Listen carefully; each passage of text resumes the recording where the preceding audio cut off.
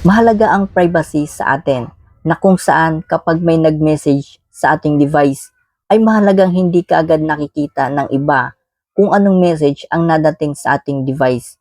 Kung halimbawa naiwan mo ang iyong phone saglit at nag-notifications ito, hindi ito kaagad lilitaw o lalabas sa iyong screen dahil naka-lock screen. Kaya dapat nakasetup ito nang sa ganun ay kapag may nag-message sa inyo ay hindi kaagad lalabas ang notification sa screen na kung saan ay hindi kaagad makita ang message. Kung halimbawa ay umalis kayo saglit, ay may privacy ang inyong message. Watch this.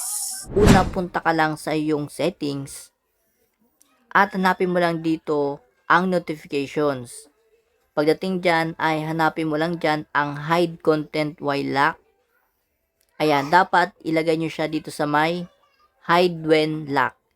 Nang sa ganun pag may dumating na message sa inyo, sa inyong screen, ay hindi ito kaagad lalabas kung ito ay nakalock.